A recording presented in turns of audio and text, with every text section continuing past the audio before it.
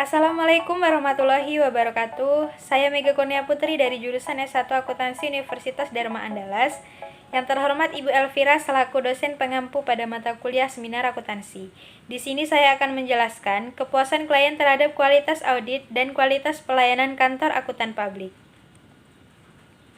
Memuaskan kebutuhan pelanggan adalah keinginan setiap perusahaan. Selain faktor penting bagi kelangsungan hidup perusahaan, memuaskan kebutuhan pelanggan dapat meningkatkan keunggulan dalam persaingan. Sebagai salah satu organisasi bisnis, kantor akuntan publik atau biasa yang disebut KAP bergerak di sektor jasa yang relatif kompetitif. KAP adalah suatu bentuk organisasi akuntan publik yang memperoleh izin sesuai dengan peraturan perundang-undangan yang berusaha di bidang pemberian jasa profesional dalam praktik akuntan publik. Sebagai contoh, lembaga keuangan seperti Bank Perkreditan Rakyat atau yang biasa disebut BPR wajib menunjuk akuntan publik dan kantor akuntan publik yang terdaftar di Otoritas Jasa Keuangan atau OJK untuk melakukan audit laporan keuangan tahunan untuk memenuhi peraturan Otoritas Jasa Keuangan atau OJK nomor 4/POJK 03/2015. Contoh lainnya dalam rangka pengajuan proposal pinjaman-pinjaman di bank, salah satu syarat yang wajib dipenuhi adalah laporan keuangan perusahaan yang telah diaudit oleh KAP. Adapun landasan teorinya, yang pertama, kualitas audit berpengaruh positif pada kepuasan klien. Itu adalah salah satu penelitian menurut Dewan Yanto dan Purwono pada tahun 2011. Yang kedua, ada kualitas pelayanan berpengaruh positif pada kepuasan klien. Itu adapun salah satu penelitian menurut Yulianti pada tahun 2008. Metode penelitian. Sampel dalam penelitian ini adalah Bank Perkreditan Rakyat atau BPR di Bali. Dengan teknik penentuan sampel yang digunakan adalah convergence sampling, yaitu tipe pemilihan sampel dari elemen populasi yang datanya mudah diperoleh oleh peneliti. Jenis data yang digunakan dalam penelitian ini adalah data kuantitatif, yaitu data berupa angka atau bilangan yang absolut, dapat dikumpulkan dan dibaca relatif lebih mudah, dan data kualitatif yang diangkakan. Adapun 12 indikator-indikator kualitas audit. Yang pertama, pengalaman melakukan audit. Yang kedua, memahami industri klien. Yang ketiga, responsif atas kebutuhan klien. Yang keempat, taat pada standar umum. Yang kelima, ada independensi. Yang keenam, sikap hati-hati. Yang ketujuh, komitmen pada kualitas audit. Yang kedelapan, keterlibatan pimpinan KAP. Yang kesembilan, melakukan pekerjaan lapangan dengan tepat. Yang kesepuluh, keterlibatan komite audit. Kesebelas, standar etika yang tinggi. Dan yang ke-12, sikap skeptis. Adapun 5 indikator kualitas pelayanan. Yang pertama ada tangible, yang kedua ada responsiveness, yang ketiga ada reliability, yang keempat ada assurance, dan yang kelima ada empathy. Adapun 4 indikator kepuasan klien. Yang pertama, kepuasan pelanggan secara keseluruhan. Yang kedua, kesesuaian harapan klien. Yang ketiga, minat perikatan ulang. Dan yang keempat ada kesediaan merekomendasikan. Adapun hasil dan pembahasannya, kuesioner yang disebar sebanyak 137 dan jumlah kuesioner yang kembali sebanyak 97 kuesioner. Dari jumlah tersebut, kuesioner dapat digunakan sebanyak 81. Uji validitas dan reliabilitas dilakukan pada 30 responden sebagai pilot project.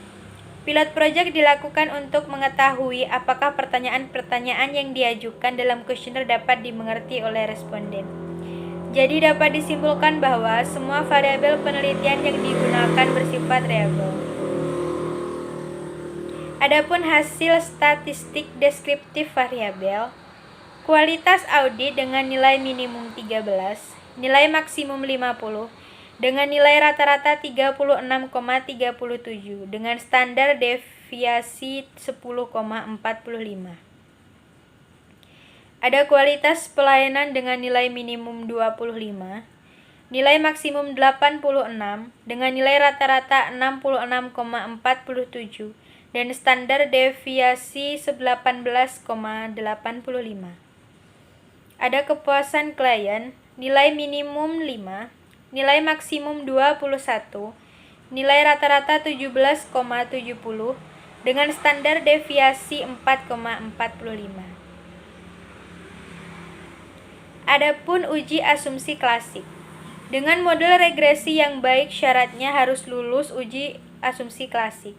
Uji normalitas bertujuan untuk menguji apakah model-model regresi, variabel bebas dan variabel terikat, keduanya berdistribusi normal atau tidak.